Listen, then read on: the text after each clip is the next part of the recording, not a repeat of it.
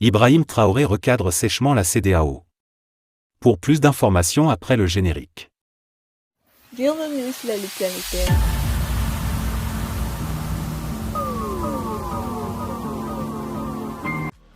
Mais tout d'abord, avant de commencer, n'oubliez pas de vous abonner et activer la cloche de notification, car cela vous permettra de ne plus manquer les prochaines vidéos.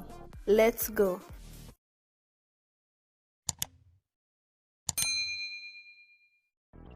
Les dirigeants de la Communauté économique des États d'Afrique de l'Ouest, CEDEAO, se sont engagés dimanche à créer une force de maintien de la paix régionale dans l'espoir de ramener un peu de stabilité et de sécurité dans une région où les coups d'État se multiplient.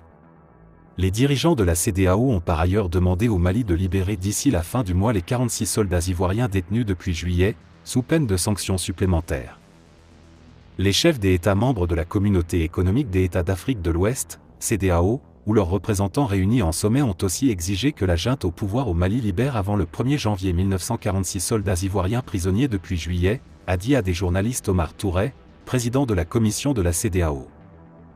À défaut, la CEDEAO prendra des sanctions, a dit un diplomate ouest-africain à un correspondant de l'AFP sous le couvert de l'anonymat, alors que cette affaire est source de graves tensions entre le Mali et la Côte d'Ivoire, tous deux membres de la CEDEAO.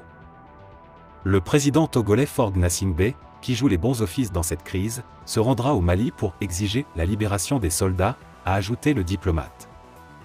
Ils sont résolus à établir une force régionale qui interviendra en cas de besoin, qu'il s'agisse de sécurité, de terrorisme ou de rétablir l'ordre constitutionnel dans des États membres, a-t-il déclaré. Insécurité. Plusieurs pays de la région sont en proie à la propagation djihadiste qui, partie du nord du Mali, a gagné le centre de ce pays, mais aussi le Burkina Faso et le Niger, et s'étend vers le sud et le golfe de Guinée. Les armées nationales sont largement impuissantes et coopèrent avec des acteurs extérieurs, l'ONU, la France ou encore la Russie.